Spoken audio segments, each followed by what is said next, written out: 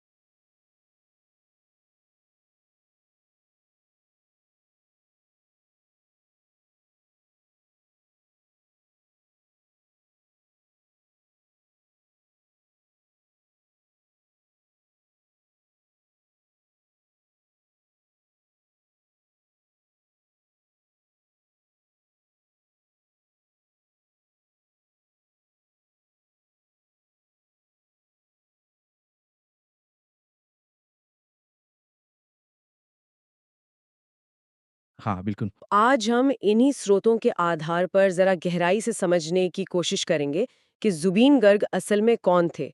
उनका असम और वहाँ के लोगों पर इतना गहरा, इतना मतलब भावनात्मक प्रभाव क्यों था। हाँ, चलिए देखते हैं कि स्रोत क्या कहते हैं इस बारे में। तो कहानी शुरू होती है, समझिए 90 के दशक की शुरुआत में। असम के लिए वो समय बहुत बहुत मुश्किल था। हाँ, वो उल्फा का दौर था। United liberation front of Assam. आंदोलन बिल्कुल चरम पर था। और फिर आर्मी का ऑपरेशन बजरंग भी चल रहा था। हाँ, तो माहौल में काफी हिंसा थी, डर था, और खासकर युवाओं में तो एक गहरी निराशा फैली हुई थी। सही बात है। और ठीक इसी उथल-पुथल के बीच 1992 में जुबीन गर्ग की पहली एल्बम आती है, अनामिका। अनामिका, हाँ, और ये कोई ऐसी वैसी एल्बम नहीं थी। हाँ। कहते हैं असम की पहली रॉक एल्बम थी और आते ही सुपरहिट। रातों रात स्टार बन गए थे वो एकदम। हाँ बिल्कुल, सनसनी बन गए, युवाओं के चहेते। हाँ, और स्रोतों को देखें तो ये समझना जरूरी है कि अनामिका सिर्फ एक हिट एल्बम क्यों नहीं थी। वो जो निराशा और हिंसा का माहौल था ना, हम्म। उसमें जुबीन के गाने जैसे एक ताजी हवा का झोंका थे। हम्म। उनके गानों में प्यार था, दर्द था, उम्मीद थी।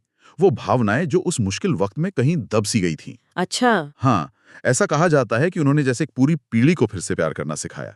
तो मतलब ये सिर्फ संगीत नहीं था, एक तरह का भावनात्मक सहारा बन गया उस वक्त। बिल्कुल, बिल्कुल। और खास बात ये कि उनका संगीत अपनी जड़ों से जुड़ा हुआ था। असम की मिट्टी, वहाँ की नदियाँ, खेत खलियान, लोक संगीत, हाँ, ये सुना है मैंने। ये सब उनके गानों में साफ झलकता था। और वो भी ऐसे समय में जब अंग्रेजी का चलन बढ़ रहा था। जुबीन ने गर्व के साथ असमी में गाया, बोला। हम्म। स्रोत बताते हैं कि उन्होंने लोगों को अपनी भाषा और संस्कृति से जुड़ाव महसूस कराया, उसमें गर्व करना सिखाया। ये तो काफी दिलचस्प बात है। और अनामिका के बाद तो उनका सफर रुका ही नहीं। अगले कुछ सालों में तो एक के बाद एक हिट्स दिए उन्होंने। हाँ, ऐसा कहा जाता है कि असम में शायद ही कोई ऐसा मौका हो, खुशी का, गम का, त्योहार का, जिसके लिए जुबीन का कोई गाना ना हो। हर मूड के लिए एक गाना। बिल्कुल। 2000 आते-आते तो वो असम के आइकॉन बन चुके थे। हर तरफ उनके पोस्टर्स, बिलबोर्ड्स दिखते थे। हाँ, और उनकी प्रतिभा सिर्फ असम तक ही नहीं रुकी। उन्होंने फिर बॉलीवुड का भी रुख किया। हाँ, वो 2006 में फिल्म गैंगस्टर का गाना, या अली, वो तो शायद सबको याद होगा। अरे हाँ, या अली, वो तो जबरदस्त हिट हुआ था। जुबीन को पूरे देश में पहचान मिली उससे। और फिर क्रिश 3 का दिल तू ही बता भी काफी पॉपुलर हुआ था। लेकिन यहाँ एक थोड़ी चौंकाने वाली बात सामने आती है स्रोतों से। बॉलीवुड में इतनी बड़ी सफलता मिल रही थी, करियर शिखर पर था, लेकिन वो वापस असम लौट आए। हाँ, ये बात है। ऐसा क्यों? क्या स्रोत इस पर कुछ बताते हैं? देखिए, स्रोत एक इंटरव्यू का हवाला देते हैं। उसमें जुबीन ने खुद कहा था कि बॉलीवुड में उन्हें बहुत एटीट्यूड महसूस होता है। अच्छा। हाँ, जबकि असम में वो एक राजा की तरह हैं और उनका मानना था कि राजा को अपना राज्य नहीं छोड़ना चाहिए। ये दिखाता है कि वो अपनी जमीन से कितना जुड़े हुए थे। ये तो गहरा जुड़ाव है। और उनकी प्रतिभा का अंदाजा आप इसी बात से लगाइए कि उन्होंने सिर्फ असमी या हिंदी में ही नहीं गाया। कहा जाता है 40 से ज्यादा भाषाओं में गाने रिकॉर्ड किए। 40 से ज्यादा भाषाएं? हाँ, तेलुगु, तमिल, मलयालम, नेपाली, भोजपुरी, बंगाली और नॉर्थ ईस्ट की तो लगभग हर भाषा शामिल है। आंकड़ा करीब 38,000 गानों का बताया जाता है। 38,000 गाने? ये आंकड़ा तो अविश्वसनीय सा लगता है। तो और इतना ही नहीं, वो 12 अलग-अलग म्यूजिकल इंस्ट्रूमेंट्स भी बजा लेते थे। क्या बात है! इतनी प्रतिभा, इतनी मेहनत, लेकिन फिर एक दुखद पहलू भी सामने आता है। हाँ, उनके मैनेजर के हवाले से स्रोत बताते हैं कि इतने सारे गानों के बावजूद उन्हें उसका सही आर्थिक मुआवजा वो कभी नहीं मिला। हाँ, ये एक कड़वी सच्चाई है जो स्रोत सामने लाते हैं। बताया गया है कि ज्यादातर गानों के राइट्स प्रोडक्शन हाउस या म्यूजिक कंपनियों के पास ही रहे हैं। अच्छा। जुबीन को सिर्फ गाने की रिकॉर्डिंग के लिए एक मुश्त फीस मिलती थी।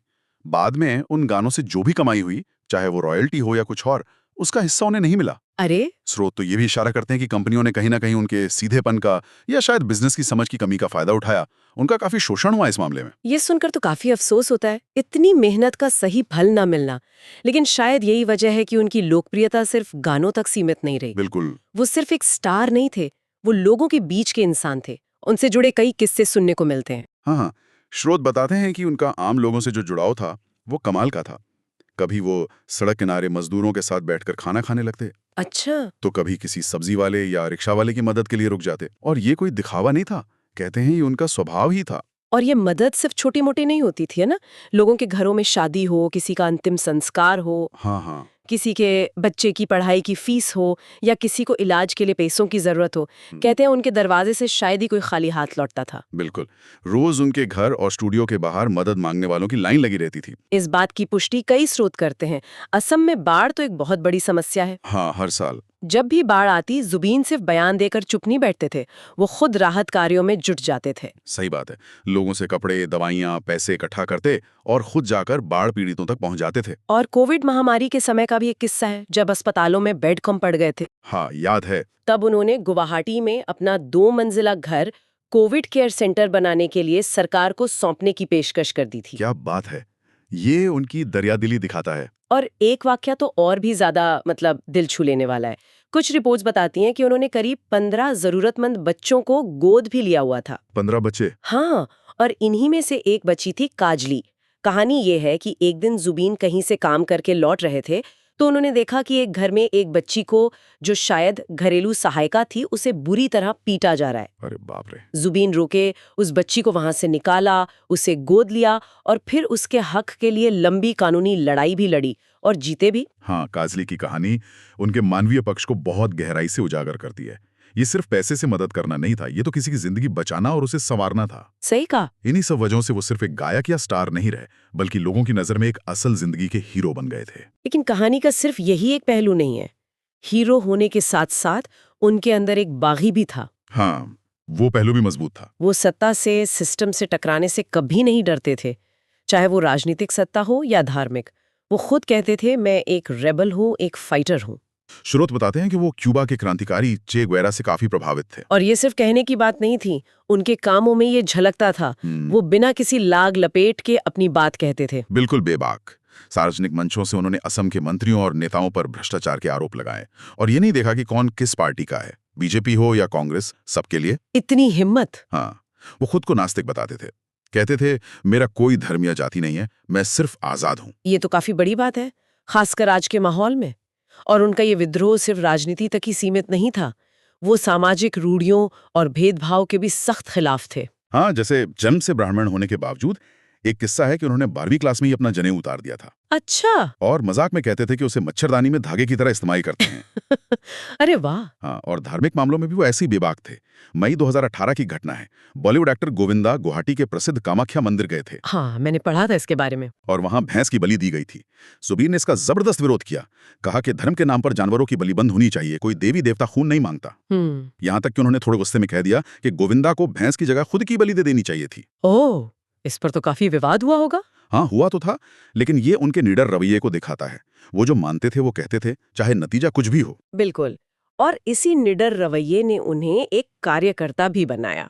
उन्हें असम, अपनी जमीन, अपनी भाषा, अपनी संस्कृति से बेइंतहा प्यार था, लेकिन वो संकीर्ण सोच वाले नहीं थे। नहीं, बिल्कुल नहीं। इसका एक बड़ा उदाहरण 2013 में देखने को मिला था। आप शायद वो उल्फा वाले वाकये की बात कर रही हैं। हाँ, बिल्कुल वही। अप्रैल 2013 में उल्फा के एक गुट ने असम के गायकों को एक चेतावनी जारी की। हाँ, कि बिहू फेस्टिवल में हिंदी गाने न गाएं। हाँ, कहा कि इससे भारतीय संस्कृति का नकारात्मक प्रभाव पड़ता है। ज्यादातर गायक तो चुप रहे, लेकिन जुबीन अकेले उनके खिलाफ खड़े हो गए। उन्होंने उल्फा को सीधे चुनौती दी, कहा तुम कौन होते हो बताने वाले कि हम क्या गाएंगे, संगीत की कोई भाषा नहीं होती। ये बहुत बड़ी बात थी उस समय, क्योंकि उल्फा का तब काफी दबदबा था। बिल्कुल। और इसका नतीजा ये हुआ कि उल्फा ने उन्हें जान से मारने की धमकी दे डाली। लेकिन जुबीन डरे नहीं। जब सरकार ने उन्हें सुरक्षा देने की कोशिश की तो उन्होंने पहले तो मना कर दिया, कहा कि वो अपने लोगों के बीच ज्यादा सुरक्षित महसूस करते हैं। और बाद में क्या हुआ? बाद में खुद जुबीन के मुताबिक उसी उल्फा गुट ने उन्हें भाई कहकर संबोधित किया और उनकी मृत्यु पर श्रद्धांजलि भी दी। कमाल है, ये दिखाता है कि उनकी हिम्मत और उनके तर्कों में कितना दम था। सही। ये वाकया उनके चरित्र के एक और पहलू को उजागर करता है। वो सिर्फ बागी नहीं थे, बल्कि उसूलों पर टिके रहने वाले इंसान थे। और उनका यही निडर अंदाज हमें नागरिकता संशोधन कानून यानी CAA के विरोध के दौरान भी देखने को मिला। हाँ, CAA का मुद्दा असम के लिए बहुत बहुत संवेदनशील रहा है। बिल्कुल। जब केंद्र सरकार ये कानून लाई तो पूरे असम में इसका जबरदस्त विरोध हुआ। लोगों में अपनी पहचान, अपनी जमीन को लेकर काफी चिंताएं थीं। और इस विरोध का सबसे बड़ा, सबसे मुखर चेहरा बनकर उभरे जुबीन गर्ग। उन्होंने साफ शब्दों में कहा था कि वो मर जाएंगे लेकिन असम में CAA लागू नहीं होने देंगे। हाँ, यहाँ तक कहा कि जब तक वो जिंदा हैं CAA असम में लागू नहीं हो सकता। ये सिर्फ बयान नहीं थे, वो सड़कों पर उतरे। बिल्कुल। दिसंबर 2019 के जो विरोध प्रदर्शन हुए थे, हाँ, उसमें उन्होंने सक्रिय भूमिका निभाई। उनका एक गाना पॉलिटिक्स नोकुरी बा बंधु, हाँ, राजनीति मत करो दोस्त, वो तो जैसे एंटी CAA प्रोटेस्ट का एंथम ही बन गया था। सही कहा। उन्होंने रैलियां की, लोगों को एकजुट करने की कोशिश की। प्रदर्शनकारियों पर जब हिंसा हुई तो वो सरकार से सीधे भिड़ गए। हाँ, उन्होंने कहा था कि सरकार को असम के लोगों का दर्द समझना चाहिए, लेकिन वो तो बच्चों को मार रही है। उन्होंने assamagainstcaa.in नाम से एक वेबसाइट भी शुरू की थी, ताकि लोगों तक सही जानकारी पहुंचे और आवाज मजबूत हो सके। और 2024 तक भी वो लगातार CAA का विरोध कर रहे थे। उनका ये रवैया श्रोतों में खास तौर पर इसलिए उभारा गया है क्योंकि ये उस ट्रेंड के बिल्कुल उलट जाता है जो अक्सर देश की दूसरी मशहूर हस्तियों में देखने को मिलता है। हाँ, मतलब मोहम्मद, श्रोत इस बात पर ध्यान दिलाते हैं कि जहां जुबीन खुलकर सरकार की नीतियों का विरोध कर रहे थे, वहीं कई बड़े सेलिब्रिटीज, चाहे वो क्रिकेटर्स हों या एक्टर्स, अक्सर या तो ऐसे मुद्दों पर चुप रहते हैं हाँ, या फिर सरकार के पक्ष में खड़े नजर आते हैं। हाँ, श्रोत किसान आंदोलन का उदाहरण देते हैं, जब कई जाने माने चेहरों ने सरकारी लाइन को ही दोहराया या आंदोलन कर रहे किसानों के खिलाफ सोशल मीडिया पर लिखा। बिल्कुल। श्रोत ये भी कहते हैं कि ये हस्तियां आम लोगों के मुद्दों या उनकी परेशानियों पर कम बोलती हैं, लेकिन सरकारी योजनाओं के प्रचार में या प्रधानमंत्री के जन्मदिन पर बधाई देने में आगे रहती हैं। इस संदर्भ में देखें तो जुबीन का स्टैंड बिल्कुल अलग खड़ा दिखाई देता है। हाँ, वो अलग थे। हालांकि श्रोत ये भी मानते हैं कि जुबीन बिल्कुल अकेले नहीं थे इस मामले में। कुछ और कलाकार भी हैं जो लोगों के मुद्दों के साथ खड़े हुए हैं। जैसे दिलजीत दोसांझ का नाम आता है जी। उन्होंने किसान आंदोलन का खुलकर समर्थन किया। हाँ, सोशल मीडिया पर किसानों का पक्ष रखा और खुद सिंगू बॉर्डर भी गए थे। हाँ, ये बात सही है। फिर नसीरुद्दीन शाह और प्रकाश राज जैसे अभिनेता हैं जो लगातार सत्ता और बहुसंख्यकवाद पर सवाल उठाते रहे। और सोनू सूद का काम भी उल्लेखनीय है। हाँ, उन्होंने लॉकडाउन के दौरान और उसके बाद भी लगातार आम लोगों की बहुत मदद की। ये बात सही है। तो जुबीन उस कड़ी का हिस्सा थे, लेकिन शायद असम के संदर्भ में उनकी भूमिका और उनका कद कहीं ज्यादा बड़ा हो गया था। हाँ, असम के लिए वो एक अलग ही हस्ती थे। एक और ताजा उदाहरण है 2024 का, जब गुवाहाटी में एक फ्लाईओवर बनाने के लिए पेड़ों को काटा जा रहा था। हाँ, वो फ्लाईओवर वाला मामला। जुबीन वहां भी स्थानीय लोगों के साथ विरोध में खड़े हो गए थे। उन्होंने कहा कि विकास जरूरी है, लेकिन उसके लिए पेड़ों की बलि देना मंजूर नहीं। और उन्होंने सीधे प्रधानमंत्री और मुख्यमंत्री को चेतावनी दी, कहा कि अगर पेड़ काटे गए तो वो क्रांति शुरू कर देंगे। यहाँ तक कहा कि अगर सरकार को पेड़ काटने ही है तो पहले उन्हें काटें। हाँ, उनके इस कड़े विरोध के बाद सरकार को पीछे हटना पड़ा और पेड़ काटने का प्लान रोकना पड़ा था। तो ये थे ज़ुबीन गर्ग, एक बेहद प्रतिभाशाली संगीतकार जिसने असमिया संगीत को नई पहचान दी। एक दरियादिल इंसान जिसने अनगिनत लोगों की मदद की। एक निडर बागी जो सत्ता से सवाल करने से कभी नहीं चूका। और एक समर्पित कार्यकर्ता जो अपनी मिट्टी और अपने लोगों के लिए हमेशा खड़ा रहा। बिल्कुल। स्रोत इस बात पर बहुत जोर देते हैं कि उन्होंने एक ऐसे समय में असम को जोड़ने का काम किया जब राजनीति समाज को धर्म और भाषा के नाम पर बांटने की कोशिश कर रही थी। हाँ, पिछले कुछ सालों में असम ने काफी नफरत भरी राजनीति देखी है, इसमें कोई शक नहीं। लेकिन जुबिन की मौत ने जैसे पूरे राज्य को एक धागे में पिरो दिया। सही। उनकी अंतिम यात्रा में हर धर्म, हर जाति, हर वर्ग के लोगों का उमड़ना। हाँ, वो दिखाता है कि वो किसी एक खेमे के नहीं थे, वो सही मायनों में जन कलाकार थे, सबके थे। उनका जाना सिर्फ एक कलाकार का जाना नहीं बल्कि एक प्रतीक का जाना था। बिल्कुल सही कहा। आज की हमारी ये चर्चा यहीं समाप्त होती है। जुबीन गर्ग की कहानी वाकई कई सवाल छोड़ जाती है, कई परतें खोलती है। जाते जाते हम एक विचार श्रोताओं के लिए छोड़ जाते हैं जिस पर शायद आगे सोचा जा सकता है। जुबीन गर्ग जैसी शख्सियत के प्रति जनता का ये जो गहरा, ये जो भावनात्मक लगाव हमने देखा, ये हमें क्या सिखाता है? हाँ, सोचने वाली बात है। लोग अपने सांस्कृतिक नायकों में सिर्फ शोहरत या हुनर के अलावा और किन मूल्यों को, किन गुणों को असल में तरजीह देते हैं और क्यों?